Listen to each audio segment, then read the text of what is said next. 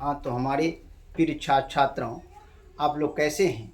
हमें उम्मीद है कि आप लोग अच्छे ही होंगे और आपकी तैयारी अच्छी खासा से चलती होगी और आप सेल्फ स्टडी पर ज़्यादा ध्यान देंगे, ज़्यादा इधर उधर बातें नहीं करेंगे। सेल्फ जितना करेंगे उतना ही आपको फ़ायदा मिलेगी। चलिए, बिना समय लिए हुए मैं मुख्य बिंदु पर आता हूँ। ये निर्माण उद्योग, ये पार्ट फर्स्ट है। ये ज्योग्राफी से लिए हैं, ज्योग्राफी से लिया गया है और क्लास 10th का है।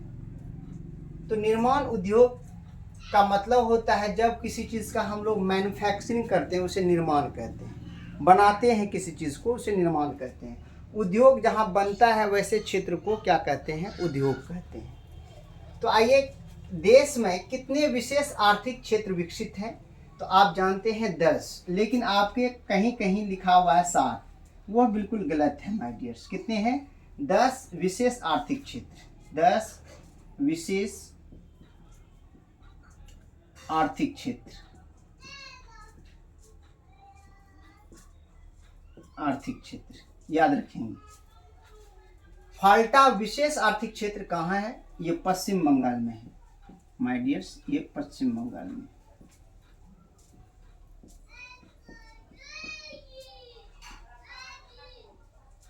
पश्चिम बंगाल। उसके बाद आइए, पारादीप पत्तन किस राज्य में स्थित है? ये उड़ीसा में है। कहाँ है? उड़ीसा में।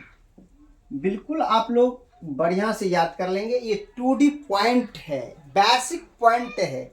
यदि आपको ज्योग्राफी मजबूत करना है ना, तो मेरा वीडियो जितना दिया हुआ चैनल पर 10 क्लास का सारा निकाल के देख लीजिए, आपका ज्योग्राफी कंप्लीट हो जाएगा। इतिहास अगर कंप्लीट करना है, आप इतिहास भी दिया हुआ वीडियो प्लेलिस्ट पर है, सब जाके देख लीजिए, आपकी मजबूत हो जाएगी बेसिक पॉइंट।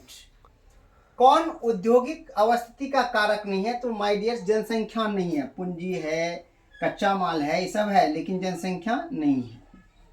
जनसंख्या से इसको मतलब नहीं है। भारत में सबसे पहले स्थापित लौह इस्पात उद्योग कौन थी? जिसे हम बोलते हैं टिस्को। क्या बोलते हैं? TISCO. Tata iron and steel company. ठीक है, Tata iron and steel company, TISCO, जैसे जमशेदपुर में स्थापित किया गया था। पहली आधुनिक सूती मिल मुंबई में स्थापित की गई थी। क्यों? क्योंकि वह एक पत्तन था और वहाँ उसके कपास नज़दीक था और पूंजी का भी वहाँ पूंजी भी मौजूद था।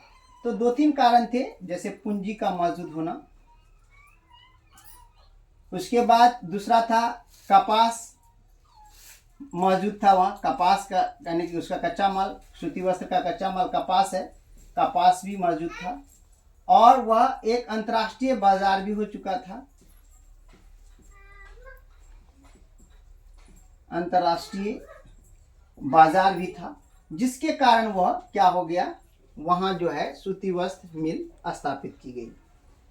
उसके बाद कौन कौन उद्योग कृषि पर आधारित नहीं है? तो आप बताइए, जो कृषि से कच्चा माल नहीं लेता है वो कृषि पर आधारित नहीं है। जैसे सीमेंट उद्योग, लोहा उद्योग, ये सब कृषि पर है क्या? नहीं है। लिख दीजिए सीमेंट उद्योग। सीमेंट उद्योग ये कृषि पर आधारित नहीं है। लोहा उद्योग,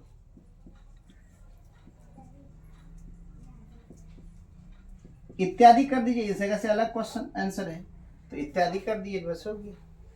हुगली किस औद्योगिक प्रदेश का केंद्र है? औद्योगिक प्रदेश की बात कर रहा है, प्रदेश की बात नहीं कर रहा, औद्योगिक प्रदेश। कोलकाता और रिसरा के बीच है। कोलकाता काता और रिसरा के बीच, रिसरा के बीच है। कौन सा उद्योग सार्वजनिक क्षेत्र के अंतर्गत आता है? कौन सा उद्योग सार्वजनिक क्षेत्र के अंतर्गत आता है? माय डियर्स, याद रखेंगे, कौन सा उद्योग सार्वजनिक क्षेत्र के अंतर्गत आता है? तो याद रखेंगे, सार्वजनिक क्या कहता है? सार्वजनिक क्षेत्र के अंतर्गत बोकारो लौह इस्पात केंद्र। बोकारो लौह इस्पात केंद्र सार्वजनिक क्षेत्र के अंतर्गत आता है।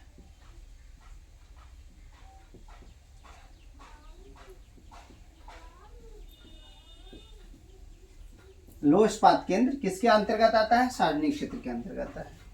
कौन उपभोक्ता उद्योग है? उपभोक्ता जिसे हम लोग यूज करते हैं माय डियर्स, उसे उपभोक्ता उद्योग कहते हैं। जैसे चीनी उपभोक्ता उद्योग है। जैसे आप ले लीजिए, जैसे आप क्या लेंगे, जो आप उपयोग करते हैं, जैसे हम लोग बिजली का यानी कि उपयोग करते हैं, उपभोक्ता हैं। बल्ब का उपयोग करते हैं, उपभोक्ता हैं। जैसे हम अपने घरों में आप क्या पेट्रोल का ले लीजिए, पेट्रोल का यूज़ करते हैं, उपभोक्ता हैं। उसके बाद आप क्या लेंगे, जैसे खाने का सामान जितने भी ले लीजिए, जितने हम लोग मार्केट से खरीदते हैं, वह क्या कहलाता है? उपभोक्ता उद्योग कहलाता है। तो उपभोक्ता उद्योग जैसे चीनी उद्योग, कपड़ा उद्योग भी ले सकते हैं, है ना, कपड़ा उद्योग। जैसे आप ले लीजिए मसाला आइटम में जितने भी है उसको ले लीजिए, मसाला उद्योग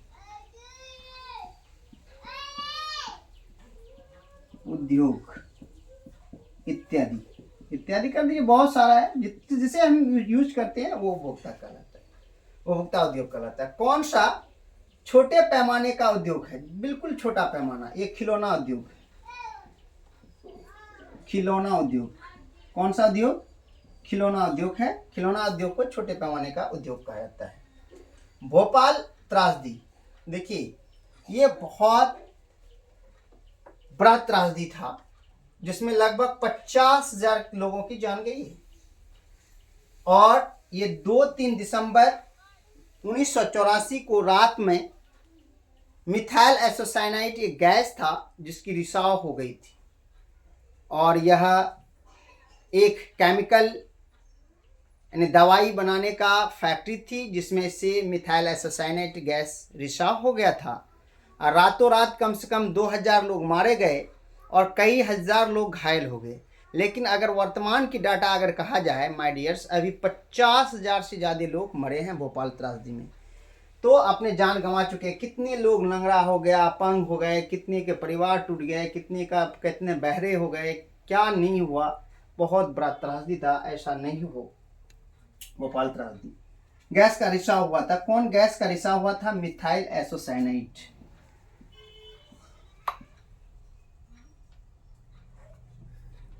मिथाइल एसोसाइनाइट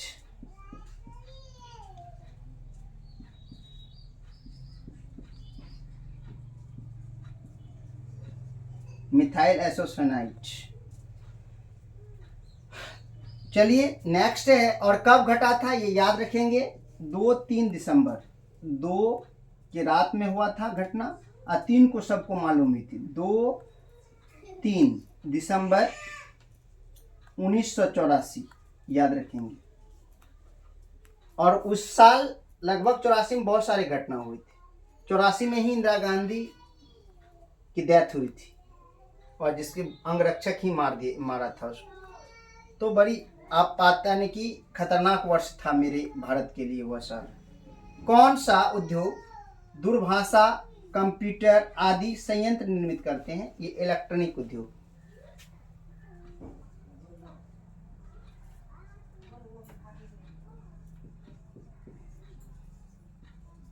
इलेक्ट्रॉनिक उद्योग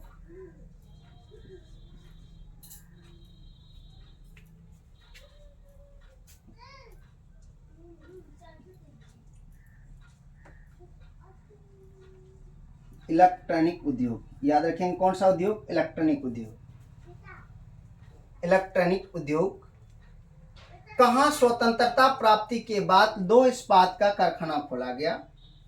स्वतंत्रता प्राप्ति के बाद याद रखेंगे, स्वतंत्रता प्राप्ति के बाद जो कारखाना खोला गया था वो राउरकेला में। नेक्स्ट है, कौन सा उद्योग चूना पत्थर को कच्चा माल के रूप में प्रयुक्त करता है? कच्चा माल, ये सीमेंट उद्योग। कौन सा? सीमेंट उद्योग।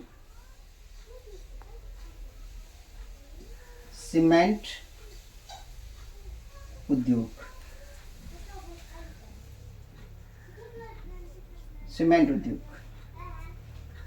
नेपा नगर एक जगह है, शहर का नाम नेपाल नगर, प्रसिद्ध है। क्यों प्रसिद्ध है?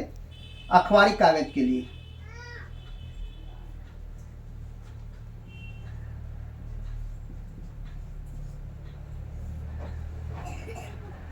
कागज के लिए।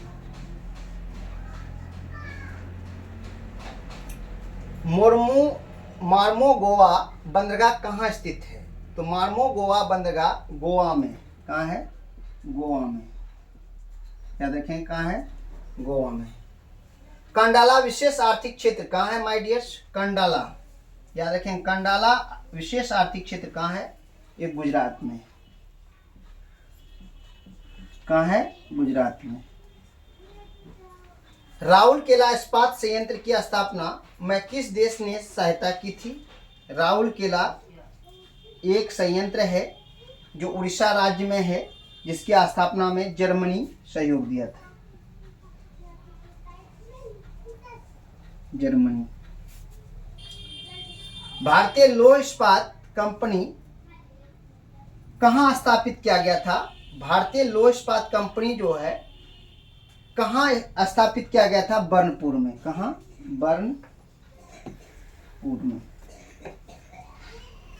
हमें आशा है कि आप लोग समझ गए होंगे। चलिए माय डियर्स, एक बार मैं रिपीट कर देता हूं और आप इसको एक बार समझ लें। यदि आप समझ जाएंगे तो थोड़ा सा आप अच्छा लगेगा आपको पढ़ने में। तो आइए, देश में कितने विशेष आर्थिक क्षेत्र विकसित हैं? 10 आर्थिक विशेष क्षेत्र स्थित हैं। फाल्टा विशेष आर्थिक क्षेत्र कहाँ स्थित है? पश्चिम बंगाल में।